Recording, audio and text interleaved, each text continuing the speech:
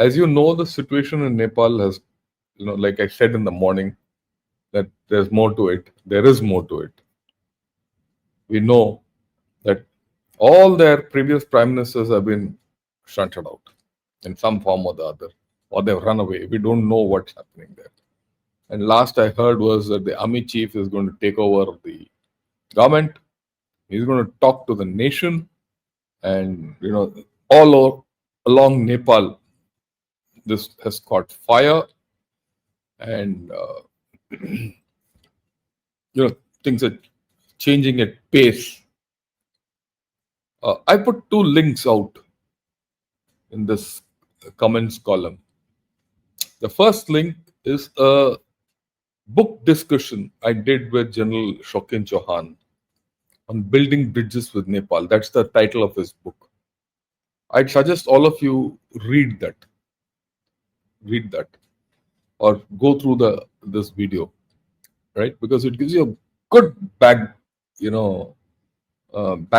of Nepal, India-Nepal relationship, how Nepal went away, became Maoist, how Maoists have infiltrated. You'll get a good idea of this. And then, of course, in the morning, I covered what happened till yesterday evening. But now things have really gone bad. One of the prime minister's wife has been burnt in her house. Ex-prime minister. The prime ministers have been beaten up, and their houses have been ransacked. The parliament has been ransacked, and things are completely out of control.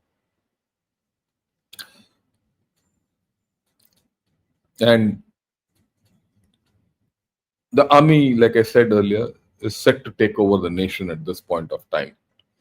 And which way the army will go will depend on many things, how things pan out in the future.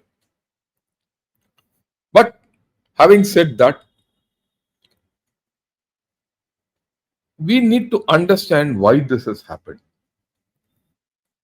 All these old politicians, Maoists basically, they came under the influence of China. And like good communists, they pervaded the people with promises of what they'll do and not do, and didn't do that. Because Nepal is not that kind. It's a completely agrarian society. And without any scope for development. And being Maoists, being communists, they leaned more. In the past 10-15 years, every year, like I said in the morning, 13 to 16 months is the tenure of a prime minister there. They've changed. I've shown that slide in the morning. Go to that link, you'll get it. The prime minister has changed. It's a three-way triangle between Prachand, Oli, and Duba. Two of them are pro-China. So 2/3 of the time in the past 15-20 years, Nepal has been under the influence of China. Now it's paying because the people of Nepal are not connected to China. The people of Nepal are connected to India. And through India, people are connected to the Middle East, Southeast Asia, West, America. A lot of them go to America, Britain, UK, Hong Kong, where the Gurkha regiment was stationed till now, not anymore. Till now, the thing is in Great Britain, 1 battalion. So their affinity is here. The political affinity is with China. It was only a matter of time that the people had to come to this pass. And where did it come to pass? On the issue of social media apps. It was a natural outflow. It was just waiting to happen. Especially because in the communist way, you see, the communists, their leaders live very well. They loot the nation. Even here, That's what I keep saying. China is a rich state with poor people. It can get away because of the Chinese characteristics and their culture and their ethos and the monotheism in the Han society. That can't happen in Nepal. And communism and Hinduism really don't go hand to hand. It never works. Communism and Hinduism don't work, and communism itself is a failure. Even in China, it's failed. It's only the Communist Party is no more, they're not practicing communists. They are only captured power. And this is also about power capture, elite power capture. And people at some point of time say, look, what is there in it for us? Out. So that's the end of the story as far as that bit is concerned. So what will happen tomorrow? I don't know. I mean, I'm being very honest with it. Why I don't know? I don't know because it depends on how the chief of army staff of Nepal, who's taken over the reins, I believe is to address the nation. I don't know. We'll see that. I'll see it tonight, and maybe tomorrow morning we'll take a call on it again. How he responds to the whole situation.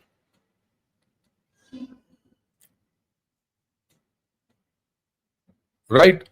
What will be the state of all these Chinese projects? Well, we don't know. We don't know how this whole story will turn. But it gives you, right, before I say what does India do and all that, one thing make it clear. There is no toolkit here. Like it happened in Bangladesh, and there's no external influence and all that. The people have been suffering. When you make people suffer beyond a point, they'll rebel. And that is what has happened today in Nepal. And that's my take on it. I see motivated handles ascribing this to America, some talking of China, all that. Some have gone to the extent there is a joint operation between India and USA and CIA.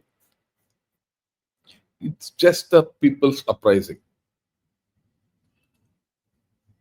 The youth who have no future. Right? As simple as that. Yeah. Now let's come to India. What should India do? I think India should help the Chief of Army Staff in getting the kingdom back to track. Okay? I won't say kingdom, the nation back to track. You think it will go back to monarchy? I don't think so. Right? So I think we have to help them and give them, a outing. That's why I said Agniveers are important. Reform Agniveers. Give them employment opportunities. Anyway, for any Nepali who comes to India, he can walk across. There's no problem. He can work. He doesn't need a work permit in India. He can send money back officially. Virtually in most of the places, he gets free medication also.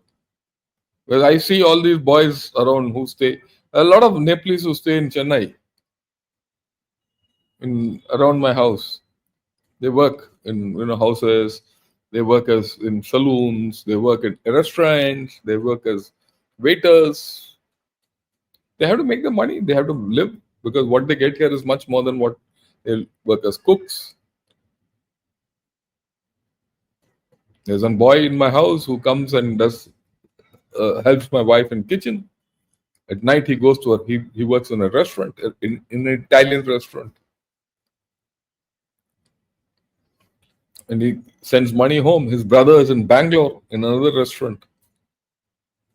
So they work hard, right? They're heavily into the service sector. They have to, and they get pretty good money. What they get here is very good for them in Nepal, because out of question in Nepal to get that. And it is by remittances. that Nepal runs largely from India. At any given time, nearly they say 10% is out permanently. That's the official figure. I think add another 10 to 15% who are in India. That's the unofficial economy. So if that's your thing, you should now tell Nepal, look, it's time you got back to India. US, China will not do you any good. I think it's a golden opportunity. We'll think over in the night as to what we need to do ahead, going ahead, right? And we have, for us to win China, Nepal away from China, I think fantastic time. Let's see how things go. We need to remember we were the first responders when they had the earthquake. We were the first responders uh, when they had floods always, and we can help them economically. All they have to do, all Nepal has to do, is build dams financed by India to generate electricity and sell it back to India. They can't use it. They can sell it to us. The day they sell it to us, their economy will start flourishing. But they have never done it. On the other hand, they've been trying to build an airport at Pokhara, this, that, and all that nonsense. And they came under the ISI's grip also at some point. Now you see what happened in Pahalgam. So all those things are there which we can now use and ensure that Nepal is part, I mean, I wouldn't say part of India, but more aligned to India. And ensure that it has the, mental space and the reassurance that it can continue to be a sovereign country. Don't interfere in its day-to-day affairs. Let them come out of it. Give them space. I'm sure things will happen. And we'll see how it goes. We'll talk of it either tomorrow or sometime. Till then, so far, so much about Nepal.